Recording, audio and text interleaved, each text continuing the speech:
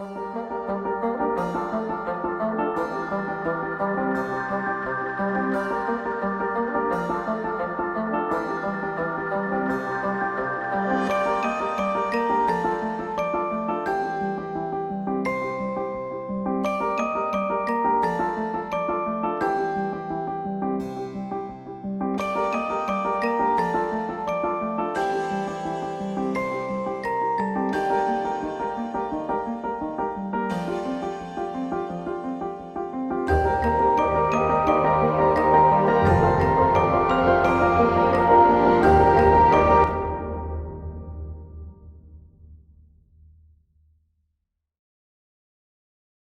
dan Bapak sekalian, hari ini kita melaksanakan ujian Saudara Gerdi, dan sebelum ujian dimulai, Saudara Gerdi sehat ya?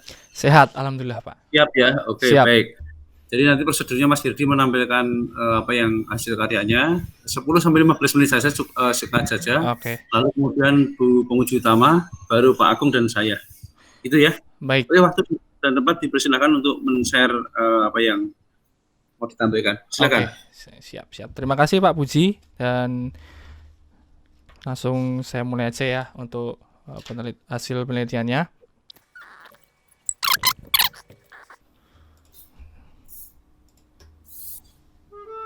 Ups, bentar.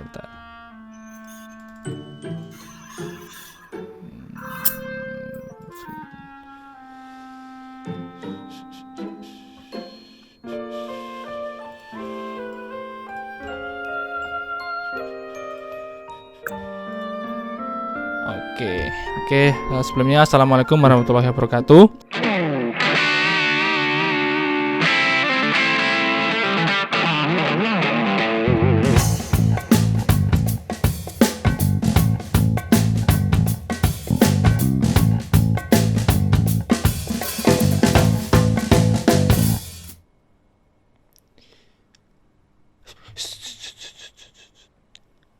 Welcome back again, guys. Tenang. Kalian pasti resah kan? Bah, video barunya mana, Bah? Kok ngapain lagi, Bah? Kok live streaming lagi, Bah? Aku tahu keresahan kalian, tapi ya kalian perlu tahu juga banyak sekali kegiatan yang aku lakukan beberapa bulan terakhir ini. Jadi kalau kalian ingat, aku upload tahun Desember kemarin 2020. Itu kan aku upload 2 video, terus habis itu hilang. Ya itu ada alasannya, dan alasan itu akan aku ceritakan di Q&A kali ini. Harapannya kalian bisa lebih tahu, lebih ngerti bahwa chaos ternyata. Dan jawaban atas pertanyaan kalian yang aku bikin tagline, kenapa gue bisa 1 tahun 9 bulan? Nah, nanti kita akan jawab. Tapi sebelum kita masuk Q&A, kita spesial nih kan, karena udah wisuda, udah yudisium ya, kita pakai toga dulu ya. Sarjana Wibs. Jadi pertanyaan yang kita akan jawab hari ini itu adalah pertanyaan yang sudah aku buat sebelumnya di habis sidang itu ya, aku bikin Q&A. Nah itu baru aku jawab sekarang ya, karena itu tadi. Without further ado, let's go answer the question. Pertanyaan pertama dari X Anhoy, kapan pacaran?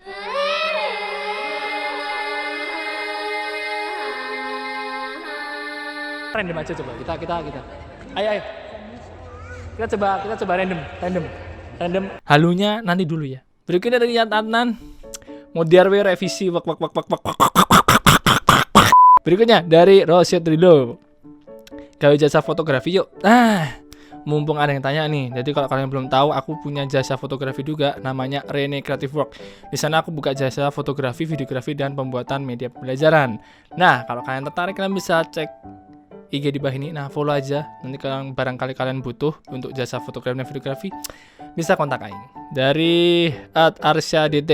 Hey, selamat Dek. Kayaknya baru kemarin jadi ketua gugus transformatif. Barakallah. Oh, yes. I know this person. Jadi ini adalah kok lupa. Jadi waktu ospek itu kan ada gugus-gugus kayak kelompok gitulah, dikelompokin gugus-gugus. Nah, aku masuk di salah satu gugus namanya transformatif. Nah, di gugus itu ada ketua, dan di atasnya ketua itu ada kayak yang mengampu lah, pembina atau apalah kata, pokoknya yang ngurus gugus itu dari kakak-kakak tingkat ospek, panitia ospek itu. Aku lupa namanya, tapi yang jelas kayak ya mengampu gitu. Nah, ini salah satu pengampunya waktu itu, ada 2. Ini salah satunya, dia ingat sekali sama aku karena memang dulu aku agak liar gitu kan. Itu bus transformatif paling gokil, paling meriah ya. Berikutnya dari @hoax21 ya. Enak ger. Tenot. Enak pak. Enak pak, enak sekali ya. Jadi kalau kalian belum tahu ya, just for information, jadi ini adalah bapak sekretaris penguji skripsiku kemarin. Jadi ada 3 penguji, sekretaris penguji, ketua penguji, penguji utama. Nah ini sekretaris penguji. Jadi dia bilang enak. Dia juga ikut bantai soalnya. Nambah-nambahi pertanyaan gitu. Udah dijawab, udah ada pertanyaan tapi ditambah-tambah dikit gitu kan. Nambah-nambahi beban pak. Berikutnya dari Nimas Anindita. Nah, orang tua gimana Ger? Apakah menanyakan terus? Oh yes, sekarang udah enggak, alhamdulillah. Kalau dulu bener-bener ditanyain terus. Bahkan ada salah satu drama, kalau kalian ingat ya, pas aku live streaming, subscriberku yang lama pasti tahu itu kalau aku lihat live streaming itu kan. Nah itu waktu itu dimarahin, kok dibandem sih, dilempar hanger gitu. Gini, kenapa kamu live streaming itu? Ya kemana? Itu kapan ya? Lupa aku udah lama itu. Tapi aku masih ada highlight streamingnya. Tapi saya itu ku kecilin volumenya, jadi nggak kedengeran suara teriakan ya. Jadi ini kayaknya ya guys, tadi itu kan kena semprot guys tadi. Saya digedor-gedor dok. Because karena skripsiku belum selesai guys. Oh fuck my life. Sekarang udah enggak, udah aman alhamdulillah, udah sidang udah enggak ditanyain lagi, paling cuma ditanyain kapan nikah gitu kan, terus kapan kerja. Berikutnya dari Adi Suryawan, skripsi ini bikin apa? Pertanyaan paling membantai apa? Masih belum bimbingan nih. Jadi gini, pertanyaan membantai itu bersumber dari dosen pembimbing kalian. Jadi dosen pembimbing kalian itu akan membimbing skripsi kalian menjadi sebagus apa gitu. Kalau dosen pembimbing kalian tidak bagus, ya siap-siap aja lah skripsi kalian dibantai oleh penguji utama. Itu yang jadi masalah di tempatku. Jadi kenapa aku dibantai gitu kan, aku bilang wah aku dibantai nih gitu kan. Nah itu ya akibat itu dosen pembimbing tidak membimbing, skripsiku tidak sempurna. Bukan tidak sempurna, banyak yang bolong istilahnya. Jadi ada teori yang belum dimasukkan, salah metode penelitian. Dan itu akibat dosen pembimbingnya tidak meneliti dan tidak mengkoreksi skripsiku sebelum sidang. Jadi bantai itu rata-rata di situ. Jadi kalau pembimbing kalian baik nanti biasanya akan ngasih kisi-kisi, semacam kayak pertanyaan-pertanyaan akan keluar ketika nanti sidang skripsi, basis dari skripsi yang sudah kalian buat gitu loh. Jadi enak bisa di-counter ketika nanti ada tanya dari penguji utama seperti ini. Aku ngerti jawabannya itu loh. Ini gak ada jawabannya, bener-bener salah. Jadi pastikan kalian sebelum memulai tugas akhir skripsi, pastikan mencari dosen pembimbing yang baik, karena itu kunci utama skripsi kalian lancar. Oke, selanjutnya dari @_Adi_Andri. Bang, apa yang membuatmu bisa sampai selama itu? Tidak dipungkiri ya banyak faktor yang mempengaruhi aku kenapa bisa jadi selama ini. Ya mungkin dari dosen pembimbing, terus dari kondisi corona ini, dan dari diri sendiri. Ya paling banyak dari diri sendiri sih ya. Ya pertama dari akibat tadi itu yang ganti judul, terus akhirnya mutung kan, nggak ngerjain skripsi. Ya akhirnya aku harus kembali jujur padaku sendiri bahwa ternyata yang bikin aku lama itu adalah malas. Kalau malas ya gak selesai guys, walaupun gampang. Dari @hafid1n, pakai metode kuali atau kuanti dan alasannya kenapa mas? Oke, aku metodenya pakai R&D, Research and Development, dengan metode Block and Goal. Alasannya adalah karena banyak yang pakai. Enggak. Aku pakai R&D karena skripsiku tentang pengembangan produk. Jadi ya rata-rata pengembangan produk menggunakan Research and Development.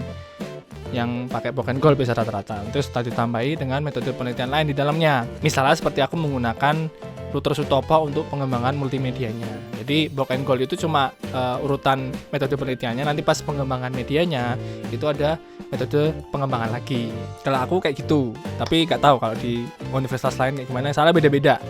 Tergantung dari dosen pembimbingnya masing-masing. Berikutnya dari @punjanggapati, ada nggak sih momen terfavorit kamu selama 1 tahun 9 bulan itu? Kalau ada, please cerita. Wah ini agak panjang sih sebenarnya, tapi ya aku ceritakan singkat aja. Ada 5 kalau nggak salah. Ya 5. Yang pertama adalah yang bulan Maret 2019. Jadi itu waktu awal aku bikin proposal. Itu proposal udah jadi, mau dijadikan penelitian. Ya ngambil data, bikin prototipe medianya. Tapi dosen pembimbing berkata lain. Mas, ganti judul ini aja ya.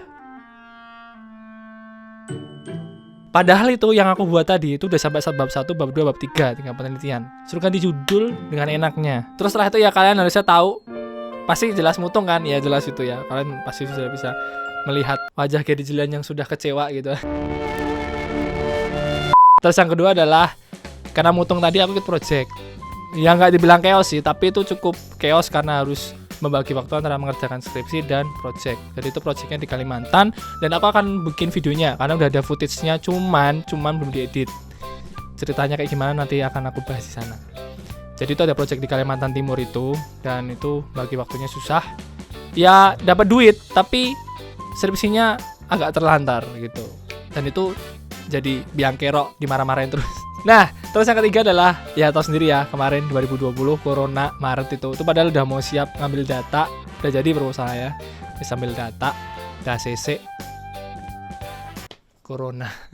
Akhirnya nggak bisa ngapa-ngapain loh, semua case tutup semua kan, aku mau penelitian di sekolah, tutup semua terus mau gimana? Ya udah, akhirnya nggak bisa ngapa-ngapain, malah streaming terus main game dan lain sebagainya sampai bulan puasa. Bulan puasa itu aku udah mulai nyicil lagi untuk segera penelitian dan ambil data.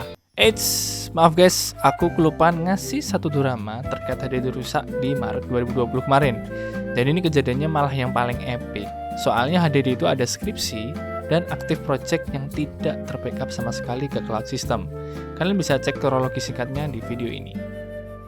Mau ambil data, ada kejadian lagi. Yang keempat sekarang yaitu dapat project bodongan. Dan ini project yang aku nggak ngerti, direkrut sama teman. Ayo ikut, kan udah mau selesai kan skripsinya. Oh ya, oke, join. Nah, gitu. Tapi aku nggak tanya, ini tuh project apa sebenarnya? Ya main join aja gitu, karena teman kan percaya aja lah gitu. Setelah join, ternyata ini adalah project tim sukses partai politik.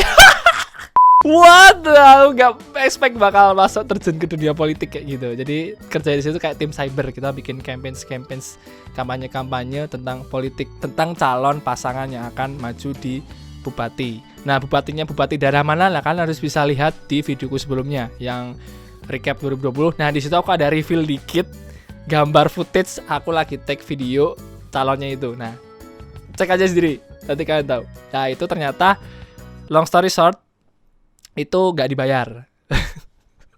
Udah capek-capek kerjain, udah mengorbankan waktu antara skripsi dan project, ternyata gak dibayar. Menggila guys, chaos gitu kan. Tapi ya gimana lagi, karena kesalahanku adalah tidak ada MOU di awal. Jadi ya aku tidak bisa menuntut, jadi tidak bisa menuntut gitu loh. Jadi ya wis, selamat tinggal duit. Dan yang terakhir, yang kelima, itu pas antara mau sidang sama pas lagi ngurusi project ini, tim ses ini, itu HP ku hilang. Nah, hilangnya di mana? Hilangnya di Magelang, di jalan naik sebelum Nepal Van Java. Kalau kalian tahu nama tempat wisatanya, yang kayak Nepal itu, tapi di Magelang. Nah, di situ. Untuk kronologinya mungkin bisa aku ceritakan di lain waktu. Yang jelas HP-nya tuh jatuh di jalan, dan setelah aku sadar HP-nya hilang, aku cari di tempat jatuhnya. Kemungkinan itu ya, probability tertinggi tempat jatuh tidak ada. Kemudian sudah diambil orang, ya mau gimana? HP-nya yang hilang adalah yang ini, yang Sony Xperia Z. Nah ini kan kalau lihat vlognya, nah ini yang hilang yang ini. Dan ya itu dia yang chaos tadi 5 itu, yang momen paling goblok, paling tolol, paling gila, paling ini yang buat aku mengerjakan skripsinya jadi lama.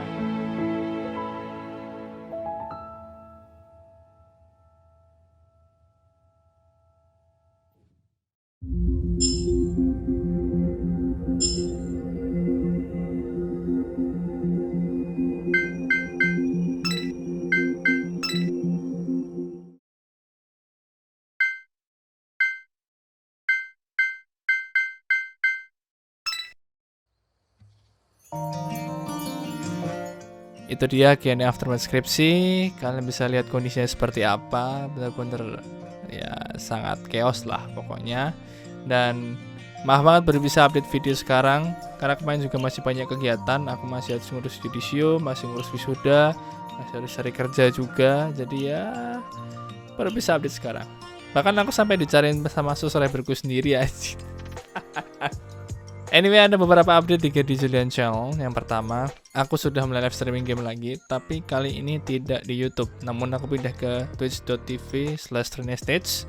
Alasan aku nggak stream di YouTube karena untuk menjaga kesehatan channelku biar gampang dimonetisasi ke depannya. Kedua, konten pribon seperti review manga dan seasonal watchlist akan sepenuhnya pindah ke GB channel tetangga yang biasanya aku singgung itu, tidak gabung kayak dulu yang pas review Domekano. Ketiga, portofolio project yang aku buat di Rene Kreatif yang dulu masih gabung di Kedujulan Channel, sekarang akan ada channel sendiri di Rene Kreatif Production. Nantinya channelnya akan kupakai juga sebagai channel edukasi tentang fotografi, videografi, dan dunia video editing. Keempat, ada opening baru, logo baru, dan banner baru. Yeay. Jadi Julian season 2 ini ceritanya. Itu aja update-nya. Thanks a lot buat kalian yang sudah gabung di sesi Q&A Aftermath ini. Seperti biasa, kalian tidak suka, kalian tidak perlu sekalian lakukan. Tapi kalau kalian suka, jangan lupa drop the like, comment, dan subscribe ya. Aku Gary Julian, sampai jumpa di episode berikutnya. Keep learning and stay at home.